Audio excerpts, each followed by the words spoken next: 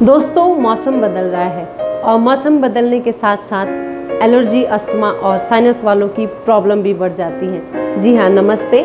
आज हम बात करेंगे जिन लोगों को अस्थमा, एलर्जी या साइनस टाइप की किसी भी तरह की प्रॉब्लम है, उनको बदलते मौसम में अपना ख्याल कैसे रखना है और कैसे उनको अपने आप को बचा के रखना है ताकि उनको अटैक ना आए, अस्थमा का, एलर्जी का या साइनस की प्रॉब्लम क्रिएट ना हो।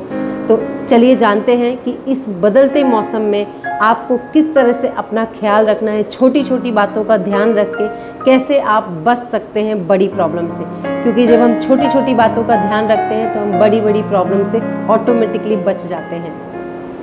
तो चलिए जानते हैं कि कैसे आपको बदलते मौसम में अपनी सेहत का ध्यान रखना है, कैसे छोटी छोटी बातों का ध्यान रख के आप बदलते मौसम की मार से बच सकते हैं, एलर्जी, अस्थमा और साइनस में होने वाली प्रॉब्लम से बच सकते हैं। क्योंकि जब हम छोटी छोटी बातों का ध्यान रखते हैं तो बड़ी बड़ी प्रॉब्लम्स हमारी लाइफ में आती ही नहीं है। तो चलिए जानते हैं कि आपको क्या करना है और क्या नहीं करना है, जिससे आप पूरे मौसम में सेहतमंद रह सके और फिट रह सके और उसके बाद आपको कोई भी मौसम आए, कोई भी मौसम जाए, आपको कोई प्रॉब्लम नहीं होगी, ये मेरी गारंटी है।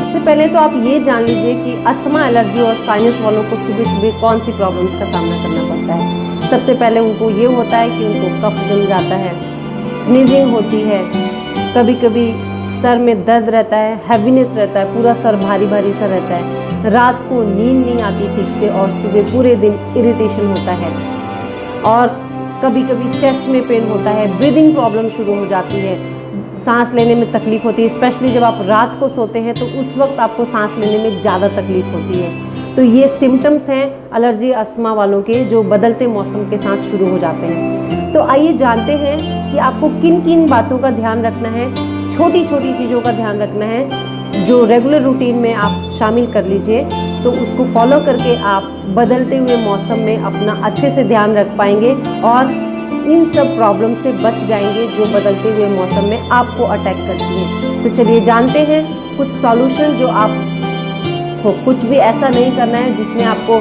मेहनत करनी पड़े, सिर्फ अपना ख्याल रखना है, छोटी छोटी बातों का ध्यान रखना है जिससे आप बचेंगे। तो चलिए देखते हैं क्या है। पहला, सबसे पहले मैं आपको बताऊंगी कि आपको जिनको एलर्जी, अस्थमा या साइनस है, बिस्तर छोड़ के जब सुबह उतरते हैं तो डायरेक्टली अपने पाँव फ्लोर पे ना रखें, सॉक्स पहन लें या फिर स्लीपर्स पे अपने पैर रखें। क्योंकि उस वक्त हमारी बॉडी बहुत सेंसिटिव होती है और ठंडा गर्म होने से आपको स्नीजिंग शुरू हो जाती है, उसके बाद आपको कफिंग शुरू हो जाती है, ब्रीदिंग प्रॉब्लम शुरू हो जाती है। तो सुबह उठें तो सबसे पहले अपने पैर जो है ज़मीन पे डायरेक्टली ना रखें, इस बात का ध्यान रखें। दूसरा है, आप सुबह उठ के गर्म पानी ज़रूर पिएं। कोशिश कीजिए गर्म पानी में आधा चम्मच टर्मरिक मिक्स कर लें तो बहुत अच्छा है आपके लिए। और नहाने से पहले अपने पूरी बॉडी पे मस्टर्ड ऑयल का मसाज करके फिर नहाइए। स्पेशली आपका नेवल एरिया, आपका chest and neck area, palm and आपके पैरों के नीचे आपके सोल एरिया पे अच्छी तरह से मस्टर्ड ऑयल मसाज करके तब नहाएं ताकि आपको कफिंग की प्रॉब्लम ना हो, आपको कफ ना जमे, ठंड ना लगे और आपको किसी भी तरह का प्रॉब्लम ना झेलना पड़े। तीसरा सॉल्यूशन है, रात को सोने से पहले अपने दोनों नाक में 2-2 बूंद सरसों का तेल ज़रूर डालें। इससे क्या होगा, आपके नेज़ल एरिया के बीच में जहाँ भी कफ जमा होगा वो मेल्ट होके बाहर आ जाएगा और आप खुल के सांस ले पाएंगे और दूसरी सुबह आप बहुत ही अच्छा और फ्रेश फील करेंगे। चौथा सॉल्यूशन है, आयुर्वेद कहता है कि दालचीनी हमारे कफ को ख़त्म करने में मददगार होता है। यानी कि जिन लोगों को भी अस्थमा, एलर्जी की प्रॉब्लम है उनके लिए दालचीनी अमृत का काम करेगा। जी हाँ, आप दालचीनी के पाउडर को यानी 1 चम्मच पाउडर को अच्छे से पानी में उबाल लीजिए, उसमें थोड़ा सा हल्दी भी डाल लीजिए और हल्का सा ठंडा होने के बाद उसमें डालिए 1 चम्मच शहद और आप उसे ले लीजिए। ये चीज़ आप दिन में 2 से 3 बार ले सकते हैं। ये आपकी एलर्जी, अस्थमा यानी कि कफ की प्रॉब्लम को जड़ से ख़त्म करने में पूरी तरह से हेल्प करेगा और धीरे धीरे आप महसूस कर पाएंगे कि आपका अस्थमा ठीक हो रहा है। कभी कभी आप चाहें तो दालचीनी को शहद में मिला के आप उसे चम्मच से भी खा सकते हैं, ऊपर से गर्म पानी पी सकते हैं, ये भी बहुत ही ज़्यादा इफेक्टिव होगा। पांचवा सॉल्यूशन है जो बहुत बड़ा सॉल्यूशन है, और वो ये है कि आप योग की शरण में आइए, क्योंकि योगा एक ऐसी चीज़ है जो आपकी रेस्पिरेटरी सिस्टम को स्ट्रॉन्ग करती है, यानी कि एलर्जी कफ को तो परमानेंटली क्योर कर देती है।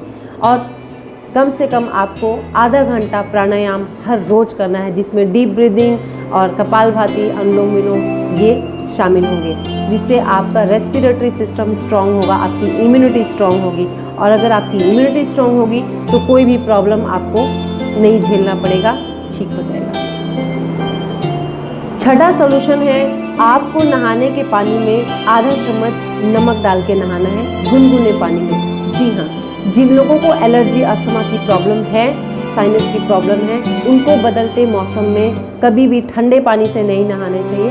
हल्का गुनगुना पानी लीजिए, उसमें डालिए थोड़ा सा नमक और उससे नहा लीजिए। उससे क्या होगा, आपकी बॉडी में हल्का फुल्का जो पेन होगा वो ठीक हो जाएगा, और पूरे दिन आप फ्रेश फील करेंगे, एनर्जेटिक फील करेंगे।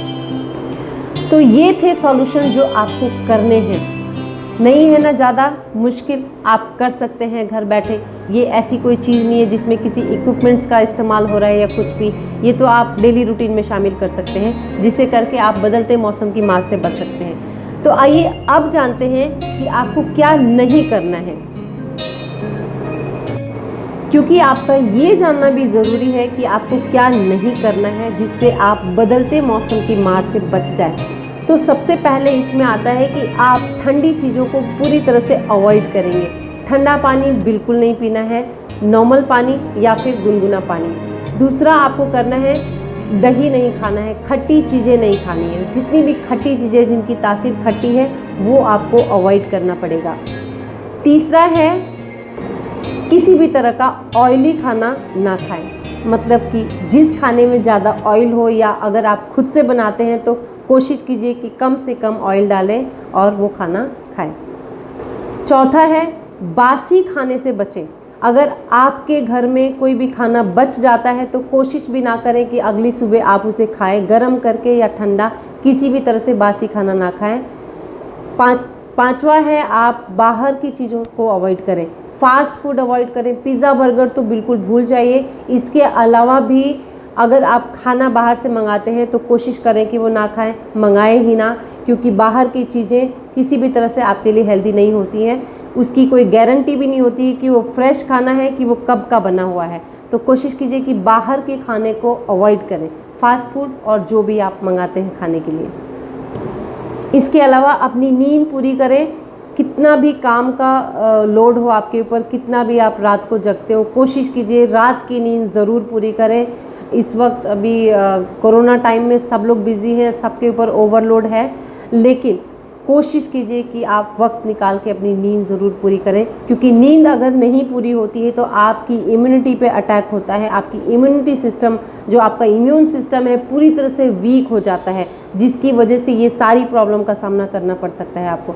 तो कोशिश कीजिए अपनी नींद पूरी करें, और पानी खूब पिए, योगा रोज़ करें, हर रोज़ करें, क्योंकि जब आप सेहतमंद रहेंगे तभी सब कुछ कर पाएंगे। फिट रहेंगे तभी तो हिट रहेंगे। तो ध्यान रखिए, अपना ख्याल रखिए, और इन सारी छोटी छोटी बातों को फॉलो करके आप बदलते मौसम को हरा दीजिए। तो आज के लिए इतना ही। धन्यवाद, थैंक यू, नमस्ते।